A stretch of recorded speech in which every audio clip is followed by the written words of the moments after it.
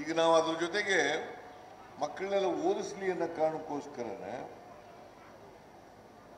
ಅವ್ರಿಗೆ ಆರ್ಥಿಕವಾಗಿ ತೊಂದರೆ ಆಗಬಾರ್ದು ಅನ್ನೋ ಕಾರಣಕ್ಕೋಸ್ಕರನೇ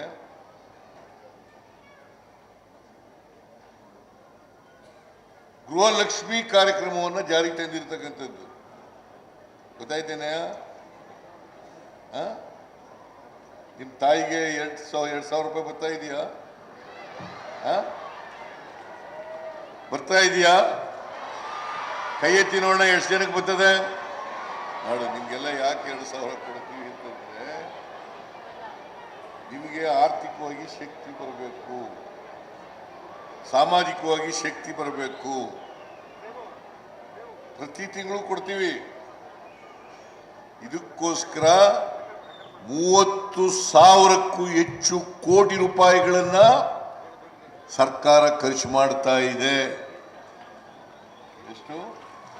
30,000 ಒಟ್ಟು ಗ್ಯಾರಂಟಿ ಯೋಜನೆಗಳಿಗೆ 56,000 ಕೋಟಿ ರೂಪಾಯಿಗಳನ್ನು ಖರ್ಚು ಮಾಡ್ತಾರೆ. ಕಾರಣ ಯಾಕಪ್ಪ ಅಂತಂದ್ರೆ ಅವ್ರ ಮಕ್ಕಳನ್ನೆಲ್ಲ ಓದಿಸ್ಬೇಕು ಅನ್ನೋ ಕಾರಣ. ಅದು ಒಂದು ಕಾರಣ. ಯಾರು ಕೂಡ ಶಿಕ್ಷಣದಿಂದ ವಂಚಿತರಾಗಬಾರದು. ಈಗ ನಾನು ಓದಿರ್ಲಿಲ್ಲ ಅಂತ ಇಟ್ಕೋಣ, ಇಲ್ಲಿ ಇಟ್ಟಿಗೆ ಮಾತಾಡಕ್ಕಾಯ್ತೀತಾ? ಮುಖ್ಯಮಂತ್ರಿ ಆಗಕ್ಕಾಯ್ತೀತಾ? ಆಯ್ತಿರ್ಲಿಲ್ಲ ಅಲ್ವಾ? ನಾನು ಲಾ ಓದಿರೋದ್ರಿಂದ ಇಲ್ಲಿ ಬಂದು ನಿಂತ್ಕೊಂಡು ಮಾತಾಡಕ್ಕಾಗಲ್ಲ. ರಾಚಯ್ಯನವರು ಲಾ ಓದಿರೋದ್ರಿಂದ ಮಂತ್ರಿ ಆಗಿದ್ರು, ಗವರ್ನರ್ ಆಗಿದ್ರು.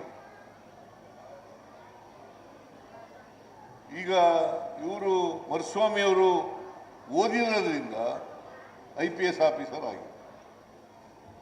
ಇಲ್ಲರ ಇಲ್ಲ ಆಗ್ತಿತ್ತಪ್ಪ. ಅದಕ್ಕೆ ನೀವೆಲ್ಲರೂ ಕೂಡ ಒಂದು ಗುರಿ ಇಟ್ಕೋಬೇಕು. ಜೀವನದಲ್ಲಿ ಏನಾದರೂ ಸಾಧನೆ ಮಾಡಲೇಬೇಕು. ಅದರಲ್ಲೂ ದಲಿತರು, ಹಿಂದುಳಿದವರು, ಅಲ್ಪಸಂಖ್ಯಾತರು, ಮಹಿಳೆಯರು ಅವರೆಲ್ಲರೂ ಕೂಡ ಗುರಿ ಇಟ್ಕೊಂಡು ಕೆಲಸ ಮಾಡಬೇಕು, ವಿದ್ಯಾವಂತರಾಗಬೇಕು. ಈಗ ನಾನೆಲ್ಲ ನೋಡಿದೆ, ಇವರು ಇಂಥವರು ಚಾಮರಾಜನಗರ ಜಿಲ್ಲೆಯವರು ಆ 2,000 ರೂಪಾಯಿ ಉಪಯೋಗಿಸ್ಕೊಂಡು ಅದೆಲ್ಲದು ಯಾರೋ ಕೊಟ್ಟರು. ಈಗ ನನಗೆ ಪತ್ರಿಕೆಯಲ್ಲಿ ಕೊಟ್ಟಿದ್ರು, ರಾಮಯ್ಯ ಅದೆಲ್ಲದು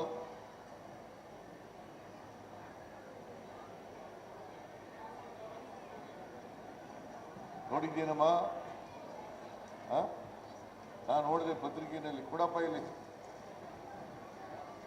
ಇದೆಲ್ಲ ತರಕಾರಿ ಬೆಳೆದಿರ್ತಾರಲ್ಲ ಅವರು. ಅಂದ್ರೆ ಈ ಬಿಜೆಪಿಯವರು ಅಪಪ್ರಚಾರ ಮಾಡಕ್ ಶುರು ಮಾಡ್ಬಿಟ್ರು. ನೀವು 2,000 ಕೊಡ್ತಾ ಇದ್ದೀರಿ, ಅತ್ತೆ ಸೊಸೆಗೆ ಜಗಳ ತಂದಿಟ್ಬಿಡ್ತೀರಿ. ಎಲ್ಲಿ ಇದು? ಯಾವುದಿದು? ಮೂಡಹಳ್ಳಿನಲ್ಲಿ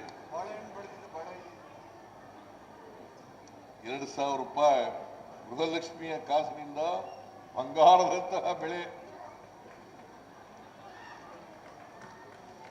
ಅಪಪ್ರಚಾರ ಮಾಡ್ತಾರೆ.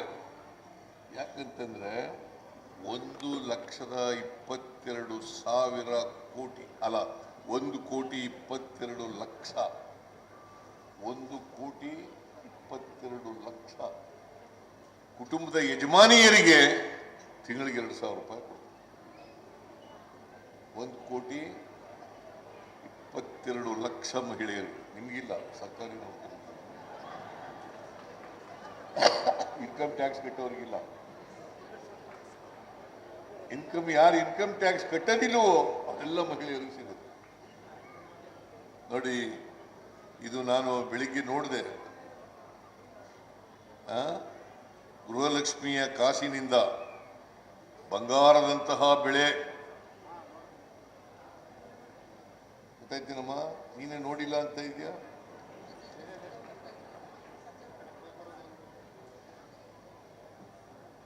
ಗೃಹ ಜ್ಯೋತಿ, ಗೃಹಲಕ್ಷ್ಮಿ, ಶಕ್ತಿ ಯೋಜನೆ, ಅನ್ನಭಾಗ್ಯ ಅಲ್ವಾ? ಈಗ ಅನ್ನಭಾಗ್ಯ ಸ್ಕೀಮು ಯಾರು ತಗೊಂಡ್ಬಂದ್ರಪ್ಪ ತಮ್ಮ? ಈಗ ಟೀಕೆ ಮಾಡೋರು ತಗೊಂಡ್ಬಂದಿದ್ರ? ಅನ್ನಭಾಗ್ಯ ಸ್ಕೀಮ್ ತಂದವ್ರು ಯಾರು? ನಾನು 5 kg ಅಕ್ಕಿಯನ್ನ ಉಚಿತವಾಗಿ ಫ್ರೀಯಾಗಿ ಕೊಡ್ತಕ್ಕಂಥ ಕಾರ್ಯಕ್ರಮವನ್ನು ಜಾರಿಗೆ ತಗೊಂಡ್ಬಂದ. ಯಾಕಂತಂದ್ರೆ ಬಡವರು ಕೂಡ 2 ಹೊತ್ತು ಊಟ ಮಾಡಬೇಕು, ಯಾರು ಹಸಿದು ಮಲಗಬಾರ್ದು.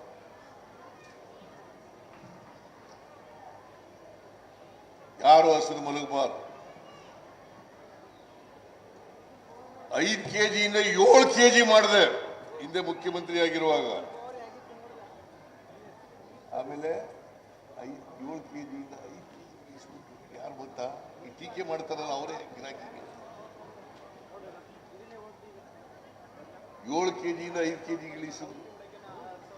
ಆಮೇಲೆ ಮತ್ತೆ ಮುಖ್ಯಮಂತ್ರಿ ಆದೆ, 5 kg ಬದಲು 10 kg ಕೊಡ್ಲಿಕ್ಕೆ ಪ್ರಾರಂಭ ಮಾಡಿದೆ ನಾನು. 10 kg.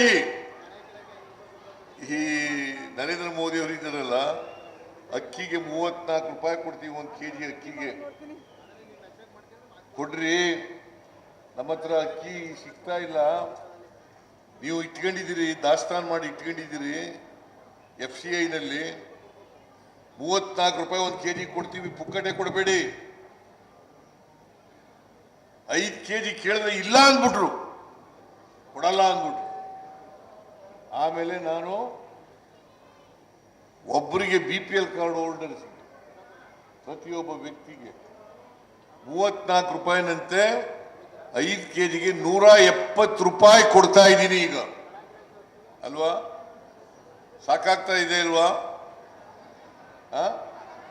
ಸಾಕಾಗುತ್ತಲ್ವಾ? ಒಬ್ಬರಿಗೆ 5 kg ಅಕ್ಕಿ 170 ರೂಪಾಯಿ. 1 ಲಕ್ಷದ ಸುಮಾರು 4.5 ಕೋಟಿ ಜನರಿಗೆ ಕೊಡ್ತಾ ಇದ್ದೀವಿ. 4.5 ಕೋಟಿ. 1,62,000 ಜನರಿಗೆ 200 ಯೂನಿಟ್ ಅವರಿಗೆ ಫ್ರೀ ಕರೆಂಟ್. ಯಾರು ಕೊಟ್ಟಿದ್ರ? ಯಾಕೆ ಇವೆಲ್ಲ ಹೇಳ್ತಾ ಇದ್ದೀನಿ ಅಂದ್ರೆ, ನಾನು ಹಳ್ಳಿನಲ್ಲಿ ಹುಟ್ಟಿ ಕಷ್ಟ ಗೊತ್ತಿದ್ದರಿಂದ ಇವೆಲ್ಲ ಮಾಡಲಿಕ್ಕೆ ಸಾಧ್ಯ.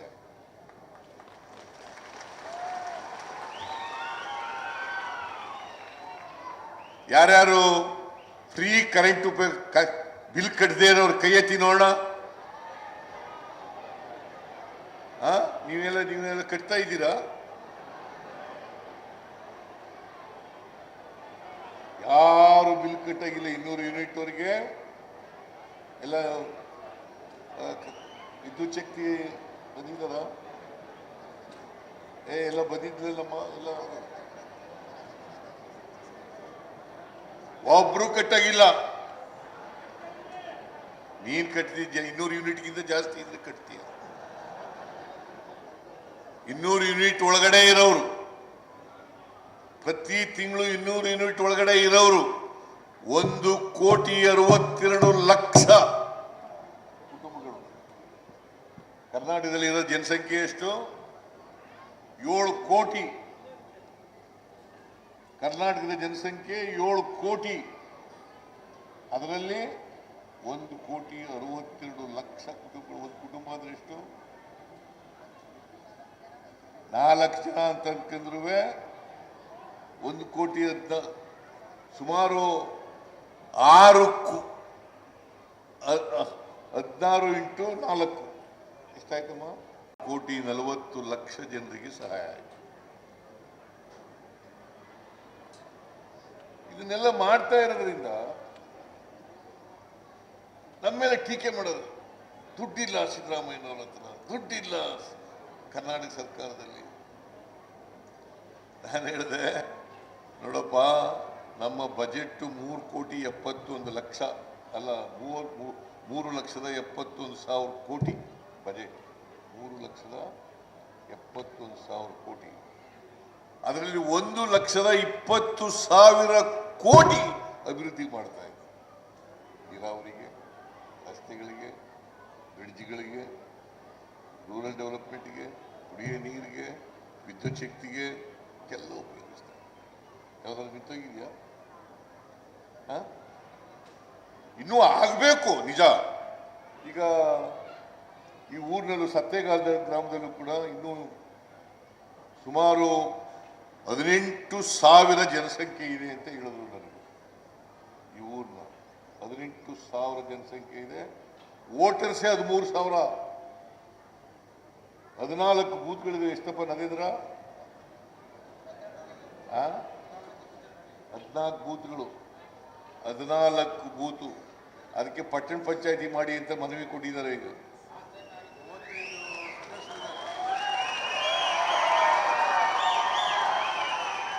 ಮಾಡಬೇಕಾ? ಪಟ್ಟಣ ಪಂಚಾಯತಿ ಮಾಡಬೇಕಾ?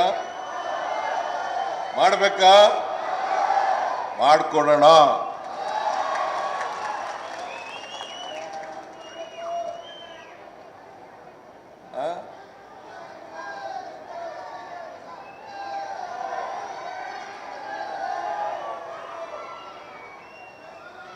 ಆಮೇಲೆ ಸತ್ತೆ ಗ್ರಾಮದ ಜನ ದನಗೆರೆ ಜಾಗೀರ್ದಾರ್ ಅಣೆಕಟ್ಟೆಗೆ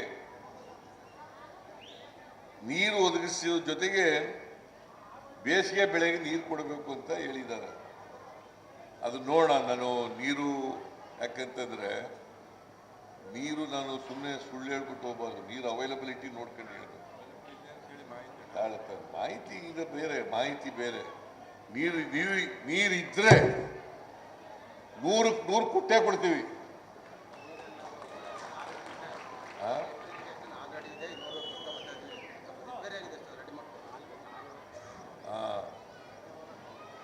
ನರೇಂದ್ರ ಹೇಳ್ತಾ ಇದ್ದಾರೆ ಸ್ವಲ್ಪ ರಿಪೇರಿ ಇದೆ, ರಿಪೇರಿ ಮಾಡಿಕೊಡ್ಬೇಕು ಅಂತ. ಹಾಗಾದ್ರೆ ನೀರು ಸಿಗುತ್ತೆ ಅಂತ ಹೇಳ್ತಾ ಇದ್ದಾರೆ. ಎನಿವೆ, ನಾವು ಜನಗಳಿಗೆ ನೀರು ಕೊಡಲೇಬೇಕು. ಯಾಕಂದ್ರೆ ನೀರು ಸಿಕ್ಕಿದ್ರೇನೆ ಹೆಚ್ಚು ಬೆಳೆ ಬೆಳೀಲಿಕ್ಕೆ ಸಾಧ್ಯ. ಈ ವರ್ಷ ಅದೃಷ್ಟವಶಾತ್ ಮಳೆ ಚೆನ್ನಾಗಾಗಿದೆ. ಎಲ್ಲ ಕಡೆ ಬೆಳೆ ಚೆನ್ನಾಗಾಗಿದೆ. ಬಹಳ ಕಡಿಮೆ ಬೆಳೆ ಬಿತ್ತನೆ ಆಗದೆ ಇರ್ತಕ್ಕಂಥದ್ದು. ಈ ಬಾಕಿ ಕಡೆ ಎಲ್ಲ ಬಿತ್ತನೆ ಆಗಿದೆ. ರೈತರೆಲ್ಲ ಖುಷಿ ಇದೆ. ರೈತರ ಮುಖದಲ್ಲಿ ಮಂದಹಾಸ ಕಾಣಿಸ್ತಾ ಇದೆ ಅಲ್ವಾ? ಅದಕ್ಕೆ ಪ್ರತಿ ವರ್ಷ ಮಳೆ ಇದೇ ರೀತಿ ಆಗಲಿ ಅಂತೇಳಿ ನಾನು ದೇವರಲ್ಲಿ ಪ್ರಾರ್ಥನೆಯನ್ನ ಮಾಡ್ತೇನೆ.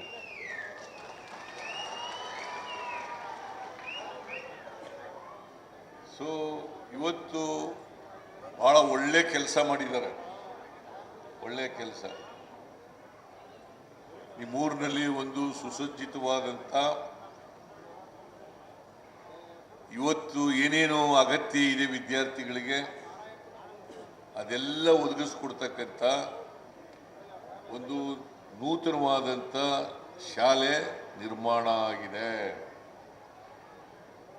ಅದರ ಉಪಯೋಗವನ್ನು ನೀವೆಲ್ಲರೂ ಕೂಡ ಪಡೆಯಬೇಕು. ಜೊತೆಗೆ ಎಲ್ಲರೂ ಕೂಡ ಇದೇ ರೀತಿ ಈಗ ಮುರುಸ್ವಾಮಿ ಅವರು ಮಾಡಿದ್ರಲ್ಲ ಅದೇ ರೀತಿ ಎಲ್ಲ ಶಾಲೆಯಲ್ಲಿ ಓದಿದವರು ಕೂಡ ಇಂಥ ನಾನು ಕೇಳಿದೆ ಜಿಲ್ಲೆನಲ್ಲೆಲ್ಲ ಸಂಘಗಳು ಆಗಿದ್ದಾವೆ ಅಂತ. ಹಳೆ ವಿದ್ಯಾರ್ಥಿಗಳ ಸಂಘಗಳು ಆಗಿದ್ದಾವೆ ಮಾಡಿ. ಅದಕ್ಕೆ ಬಾಬಾ ಸಾಹೇಬ್ ಅಂಬೇಡ್ಕರ್ ಅವರು ಹೇಳ್ತಿದ್ರು, ಏನಂತ ಹೇಳ್ತಿದ್ರು ಗೊತ್ತಾ? ನಾವು ಇನ್ನೊಬ್ಬರಿಗೆ ಸಹಾಯ ಮಾಡ್ತಕ್ಕಂಥ ಕಲಿಬೇಕು. ಈಗ ರಿಸರ್ವೇಶನ್ ಲಾಭ ಪಡ್ಕೊಂಡಿದ್ದೀವಿ. ರಿಸರ್ವೇಶನ್ ಲಾಭ ಪಡ್ಕೊಂಡ ಮೇಲೆ ಬೇರೆಯವರಿಗೆ ಸಹಾಯ ಮಾಡಬೇಕಾ ಬೇಡ? ಬಾಬಾ ಸಾಹೇಬ್ ಅಂಬೇಡ್ಕರ್ ಇಂಥ ಸಂವಿಧಾನ ಸಿಕ್ತಿತ್ತ? ಅದಕ್ಕೆ ಬಾಬಾ ಸಾಹೇಬ್ ಅಂಬೇಡ್ಕರ್ ಅವರಿಂದ ಸ್ಫೂರ್ತಿಯನ್ನು ಪಡ್ಕೋಬೇಕು. ಅವ್ರ ಇಡೀ ಜೀವನ ನಮ್ಮ ಒಳಿತಿಗೋಸ್ಕರ, ಜನರ ಒಳಿತಿಗೋಸ್ಕರ, ಅವಕಾಶಗಳಿಂದ ವಂಚಿತರಾಗಿರ್ತಕ್ಕಂಥ ಜನರ ಒಳಿತಿಗೋಸ್ಕರ ಕೆಲಸ ಮಾಡಿದ್ರು. ಜೀವನ ವಿರುದ್ಧ ಹೋರಾಟ ಮಾಡಿದ್ರು. ಸಾಮಾಜಿಕ ಹೋರಾಟ it's not an easy thing. ತಮ್ಮ ಆರೋಗ್ಯನೂ ಕೂಡ ಲೆಕ್ಕಿಸ್ದೇನೆ ಹೋರಾಟ ಮಾಡಿದ್ರು.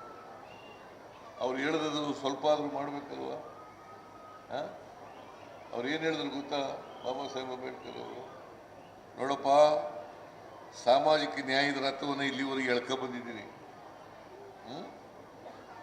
ಮುಂದಕ್ಕೆ ಎಳ್ಕೋಬೇಕಾದ್ರೆ ಹೋಗಿ ಹಿಂದಕ್ಕೆ ಮಾತ್ರ ತಿಳಿಬೇಡ್ರಪ್ಪ ಅಂತ ಹೇಳಿದ್ರು ಅಲ್ವಾ? ಹಿಂದಕ್ಕೆ ಮಾತ್ರ ತಿಳಿಬೇಡಿ, ಬಿಟ್ಬಿಡಿ, ನಿಮ್ಮ ಕೈಲಿ ಆಗ್ಲಿಲ್ಲ ಬಿಟ್ಬಿಡಿ, ಅಲ್ಲೇ ಯಾರು ಪುಣ್ಯಾತ್ಮರು ಎಳೀತಾರೆ, ಅದನ್ನು ಮಾಡಬೇಕು ಅಂತ ಹೇಳಿದ್ರು. ಸೊ ಆ ಕೆಲಸ ನಾವೆಲ್ಲ ಮಾಡಬೇಕು ಅಲ್ವಾ? ಬೇರೆಯವರಿಗೆ ಸಮಾಜದಲ್ಲಿ ಬೇರೆಯವರು ಸಹಾಯ ಮಾಡ್ತಕ್ಕಂಥ ಮನೋಭಾವವನ್ನು ಬೆಳೆಸ್ಕೊಳ್ತಕ್ಕಂಥದ್ದು ಅತ್ಯಂತ ಅವಶ್ಯ. ನಾವು ಓದಿದಂಥ ಶಾಲೆಗಳಿಗೆ ಅದನ್ನು ಅಭಿವೃದ್ಧಿಪಡಿಸ್ತಕ್ಕಂಥ ಕೆಲಸವನ್ನು ಮಾಡ್ತಕ್ಕಂಥದ್ದು ಭಾಳ ಒಳ್ಳೆಯದು. ಅದನ್ನು ಮರುಸ್ವಾಮಿ ಮತ್ತು ಅವರೆಲ್ಲ ಸಂಗಡಿಗರು ಮಾಡಿದ್ದಾರೆ. ಇಂಥ ಶಾಲೆಯನ್ನು ಅತ್ಯಂತ ಸಂತೋಷದಿಂದ ಉದ್ಘಾಟನೆ ಮಾಡಿದ್ದೇನೆ ಅಂತೇಳಿ ಮತ್ತೊಮ್ಮೆ ಹೇಳಿ ನಿಮ್ಮೆಲ್ಲರಿಗೂ ಕೂಡ ಧನ್ಯವಾದಗಳನ್ನು ಹೇಳಿ, ನಿಮ್ಮ ಆಶೀರ್ವಾದ ನಮ್ಮ ಮೇಲೆ ಇರಲಿ, ನಿಮ್ಮ ಆಶೀರ್ವಾದ ನಮ್ಮ ಮೇಲೆ ಇರಲಿ ಅಂತ ಹೇಳಿ ಕೇಳ್ಕೊಂಡು